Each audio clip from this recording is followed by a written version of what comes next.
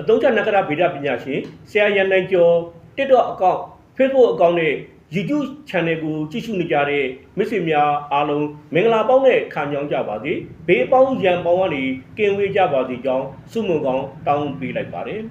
ဒီကနေ့ဗီဒီယိုဖိုင်မှာကတော့2026ခုနှစ်မှာကရကရာသီဘွားတွေအတွက်ကံကြမ္မာအကောင်းအညံ့တွေကိုအရှိတိုင်းနက္ခတဗေဒနိစနစ်နဲ့တင်ပြဟောပြောပေးသွားမှာဖြစ်ပါတယ်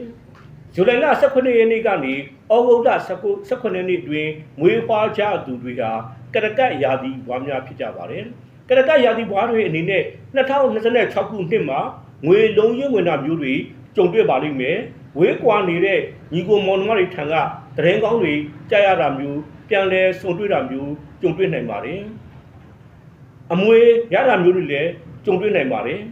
ယာဒူးအလို့အကိုင်အိုးအိမ်အစ်စ်တွေယာဒူးတိုးတာမျိုးတွေလည်းကြုံတွေ့နိုင်ပါတယ်အိုးအိမ်ကိစ္စယာဒူးကိစ္စကြောင့်ပူပင်တော့က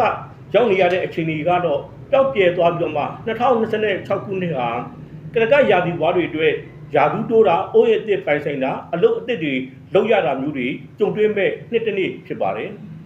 ကရကရာသီဘွားတွေအတွက်2026ခုနှစ်မှာကြုံတွေ့ရမယ့်အညံ့တွေကိုတင်ပြရမှာဆိုလို့ရှိရင်တော့တန်ဖိုးကြီးတဲ့ယတနာတွေပျောက်တာမျိုးကြုံတွေ့နိုင်ပါတယ်အရေးကြီးတဲ့စာရွက်စာတမ်းတွေပျောက်တာမျိုးတွေကြုံတွေ့နိုင်ပါတယ်လုပ်ငန်းခွင်မှာမထင်မှတ်ဖက်နဲ့ပြဿနာတက်တာမျိုးတွေစကားများရတာမျိုးတွေကြုံတွေ့နိုင်ပါတယ်လူငယ်တွေအနေနဲ့ကတော့2026ခုနှစ်မှာပညာရေးဘက်မှာအခုတည်းပို့ပြီးတော့မှစူးစမ်းဖို့လိုပါလိမ့်မယ်အဲ့ဒါမှကိုယ့်ရဲ့ရည်မှန်းချက်ပန်းနိုင်ကိုရောက်ရှိမှာဖြစ်ပါတယ်လူငယ်လူရွယ်တွေအနေနဲ့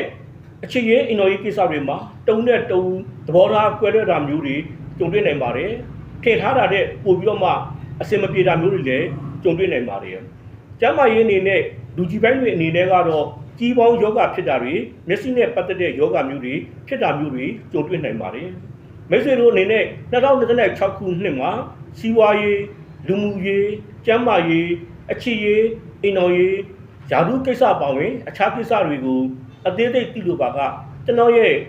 Messenger ကဖြစ်စီ Viber ကဖြစ်စီကျွန်တော်ကိုဆက်သွယ်ပြီးတော့မှမေးမြန်းနိုင်ပါတယ်မိတ်ဆွေများအားလုံး2026ခုနှစ်မှာစိတ်ချမ်းသာခြင်းကိုယ်ကျန်းမာခြင်းနဲ့ပြည့်ဝကြပါသည်